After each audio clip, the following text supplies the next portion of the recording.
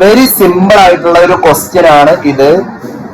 Algebraic form തന്നിട്ടുണ്ട് 4n+1. 10th ടേമും 15th term. 10th ടേമിനേക്കാൾ എത്ര കൂടുതലാണ് 15th ടേം എന്ന് ചോദിച്ചാൽ ഒന്നൊന്നിനേക്കാൾ എത്ര കൂടുതലാണെന്ന് ചോദിച്ചാല് അത് നമ്മൾ മൈനസ് ചെയ്യാണ് വേണ്ടത്. സോ ഞാൻ ജസ്റ്റ് എഴുതുകയാണ് നിങ്ങൾക്ക് മനസ്സിലാവാൻ വേണ്ടിട്ട് ഏറ്റവും ഈസി മെത്തേഡിൽ ചെയ്യാണ്. 10th ടേം എന്ന് പറഞ്ഞാൽ ഈ എന്നിന്റെ പറഞ്ഞ 10 കൊടുത്താൽ മതി. പോരെ 4 × 10 അല്ലേ? 4 × 10 എത്രയാണ്? 40 അല്ലേ? 4 × 10 + 1 അല്ലേ? എത്ര ആൻസർ? 4 × 10 40.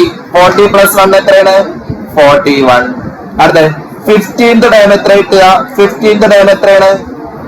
4 × 15 + 1. 4 × 15 എത്രയാണ്? 60. 60 + 1 എത്രയാണ്? 61.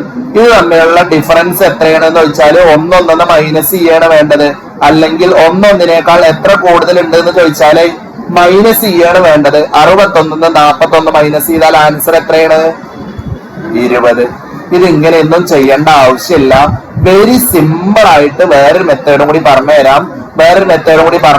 രണ്ട് മെത്തേഡ് ഉണ്ട്. വേറൊരു മെത്തേഡും കൂടി പറഞ്ഞുതരാം.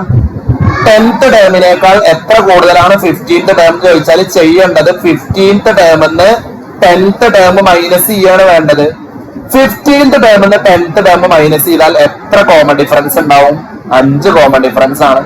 10ന്ന് 5, അതായത് സെക്കൻഡ് ടേമിന്ന് ഫസ്റ്റ് ടേം മൈനസ് ചെയ്യാന്ന് പറഞ്ഞാൽ 1 കോമൺ ഡിഫറൻസാ. അതേപോലെ 15th ടേമിന്ന് 10th ടേം മൈനസ് ചെയ്യാന്ന് പറഞ്ഞാൽ 5 കോമൺ ഡിഫറൻസാ. കോമൺ ഡിഫറൻസ് എന്ന് പറഞ്ഞാൽ നിങ്ങൾക്ക് അറിയാം ഈ എന്നിന്റെ ഒപ്പമുള്ള ആളല്ലേ? 5 × 4 ഡയറക്റ്റ് ആൻസർ 20 എന്ന് കിട്ടും. അങ്ങനെയും ചെയ്യാം. നിങ്ങൾക്ക് ഇഷ്ടമുള്ള മെത്തേഡ് ചെയ്യാം. ഓരോന്നിനും ഷോർട്ട് കട്ട് ഉണ്ടാക്കി വെച്ചാൽ എക്സാമിന് വെരി ഈസി ആയിട്ട് ആൻസർ ചെയ്യാൻ പറ്റും. വെരി സിമ്പിൾ ക്വസ്റ്റ്യൻ ആണ്. വേഗം ഒന്ന് ചെയ്ത് നോക്കൂ.